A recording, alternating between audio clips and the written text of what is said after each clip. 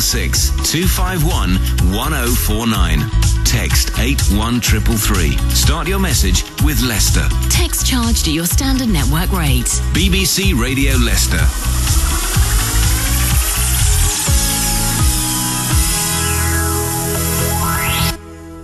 Yes, you're listening to Into Africa, BBC Radio Leicester, with myself, Pinash Dankwao. We're here every Sunday from 8 till 10. If you join us for the first time, well, tonight we have some wonderful program for you.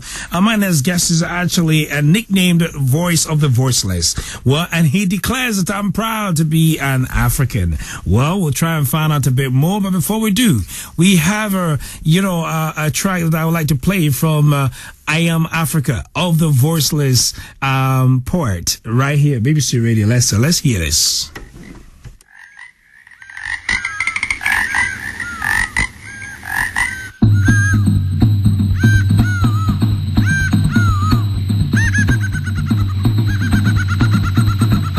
I am an African.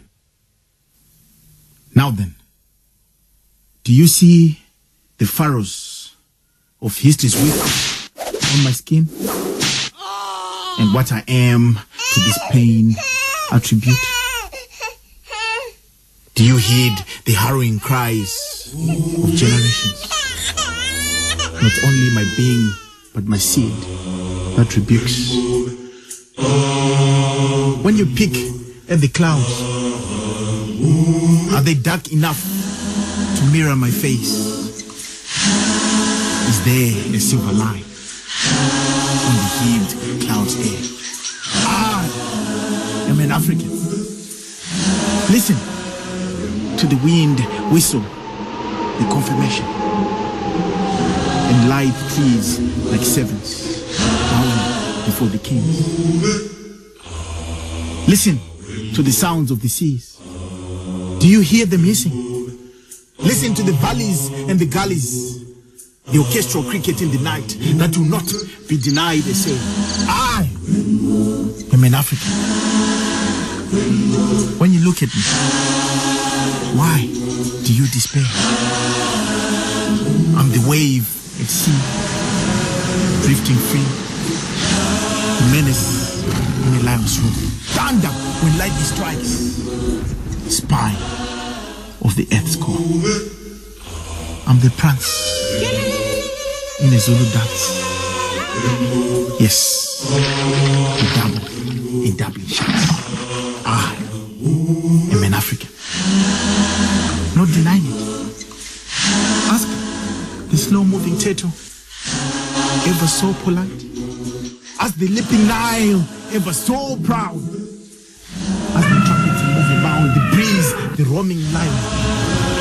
And yes, the land replied. Ask it in Swahili or Kinubi, for I am in every language. I am an African.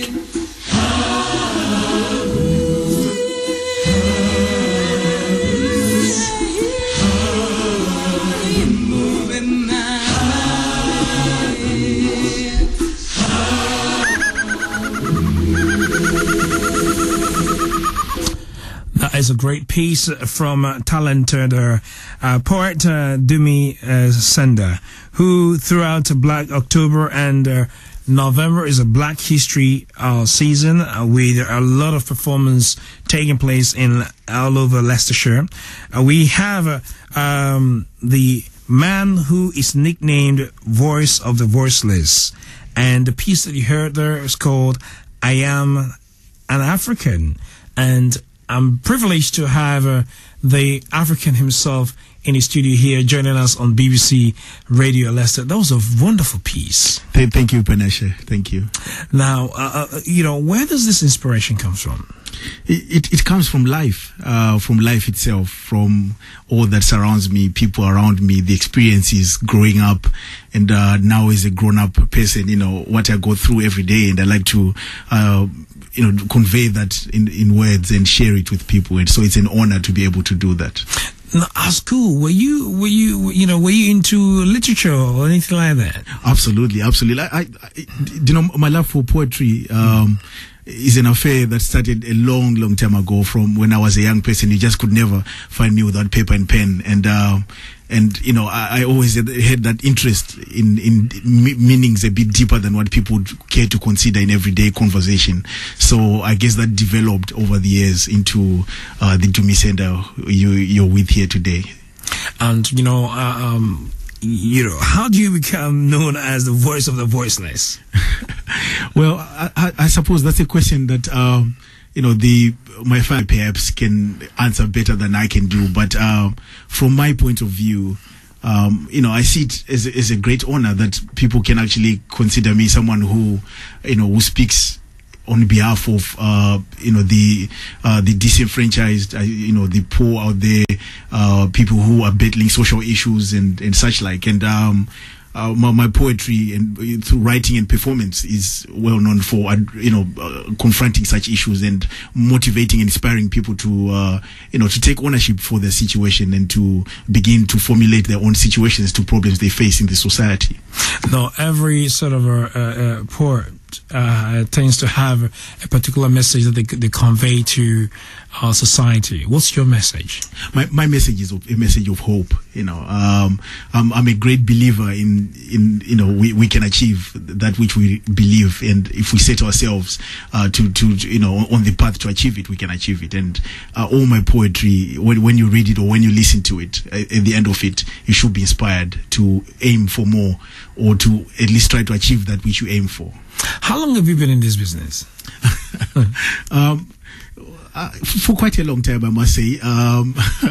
And it's grown. I mean, the past 4 years are where I've started to do more performances. So that's in addition to what I was already doing over the years, which was writing. And I always used to be a nuisance around the house, flooding paper everywhere.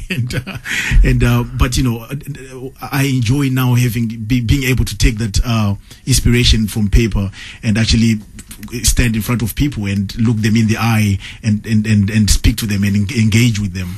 I suppose someone will say that poetry is not just like it's not like music. Of course, you can say that music will have lyrics in them, and in a way that could be poem, but then they do have rhythm and stuff like that. But stand there and read poems, or really attracting people to what you're saying is not an easy thing. How do you manage to do it and continues to do it? And you always have to have a new material. How do you manage all that? That's true what you say, but I think sometimes poets allow themselves to be this is not going to be a very popular thing to say, but I think it's the truth. They stop to think outside the box, and because with poetry you don't have to limit yourself, nor do you have to limit the platforms and the ways you actually deliver it to people. So what I do with my poetry, I use from drumming, that piece you heard there, it combines choir singing, backing me, so there's a lot you can do to bring that message forth to people, and make the poetry interesting. Listening to those pieces there, it sounds very typical African, poetry. And can you tell us which part of Africa you're from? I'm from Zimbabwe. And Zimbabwe, yes. Well, and I suppose that there's a lot, in Zimbabwe that you cannot, fall short of, writing or anything to write about. Not least the beautiful wildlife that you have in Zimbabwe and the waterfalls and everything else. Absolutely. Right. I just, I want you to, tell us, do one of the pieces for us live on BBC Radio Leicester, as we have privilege to have you. Thank you. Yes, Zimbabwe is a beautiful land, but if you look closely wherever you are, whether it's in Britain, whether it's in America, whether there's beauty surrounds us, and most beauty really is in people. And if you care to look and and take it all in, you'll see beauty surrounds us. So, okay, the piece I'm going to do for you, I think is quite appropriate for Black History Month. It's a piece that I wrote to celebrate people, like yourself and many others out there who believe that it doesn't matter the color of your skin. Mm-hmm. What matters is what we believe in, and we can all live together in harmony, and we can all work towards causes and co-survive and live together as a community. The poem is entitled "Black, White, brown, mixed. And I'm going to invite you to actually, recite this poem with me. No problem. So, if you tell me what to do. Absolutely. and you both and my friend here, Simba. So when I say black, white, brown, mixed, the minute I say mixed, I'll signal to you guys like this. And then I want you to say, so what? All right. And I want you to say, so what, like you've never said before. Right. So what? So what? Exactly. Okay. All right. Okay, so let's try that out. Black, white, brown, mixed. So what? Need I blow the vuvuzela, brothers, sisters, to make you understand that a rainbow is a rainbow because of all its colors? I've been watching children play, watching them grow. They miss nothing and see everything. Everything but the color of skin color. Life in their eyes is like a big lollipop with stripes. Why can't we all be children like? Black, white, brown, mixed. So what? Oh yes, I'm aware of history, aware of its ugly faces. I am evil too, and these recycled faces breeding doom. I am. But history, just like the seasons, transitions with time. There are times of droughts, famine, and bitter winters. But just as sure as day will follow night, the rains will come. Times of plenty and plenty of sunshine. Black, white, brown, mixed. So what? That fleeting illusion Bob Marley sang about. That dream alluded to by Martin Luther King on the Hill. That robbed Mandela's freedom on Robben Island. Village pitted against village. Nation against nation. That valley of human values, the trough beyond which we cannot fall and claim to be human at all. That line has been crossed. And I, for one, am cross to see such great work by such greats put to such great waste. Black, white, brown, mixed. So what? Does it count? That I count is the minority of the county. Why does my presence break the banks of their patience? They that are not blessed with color blindness, that see not beauty deeper than skin pigment, carry they excuses hollower than elephant tusks, that will not forgive the past. Their ignorance can be trusted to take more to the grave than flying bullets, and their hate to enslave more than binding chains. How better are they than cats and dogs that hate for the sake? How sad are we to feed off the hate ball for goodness sakes? Black, white, brown, mixed. So what? Black, white, brown, mixed. So what? Black, white, brown, mixed. So what? So what, ladies and gentlemen? So what? Oh, Thank you. oh, that's brilliant. Thank you so much. Now, if people want to have some of your works, or you want to buy your books or your tapes, or whatever, how do they go about finding out? I use social networks like everyone these days, so you can easily find me on Facebook. Just search for Dumi Senda, DUMISENDA, Dumi Senda. And if you Google me, it's quite easy to find me. But at the moment, I have to say my website is under construction, so it should be available very soon. And there are many projects under the works.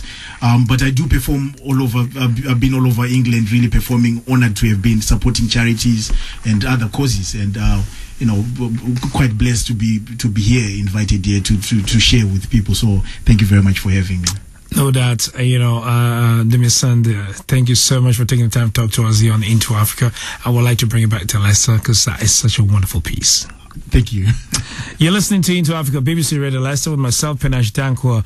And if you'd like to send dedications to your loved ones, we'd like to hear from you. 016-251-1049. If you'd like to find out more about Dumi Senda's poems, then do give us a call on the same number, 016-251-1049. Penash Dankwa. BBC Radio Leicester.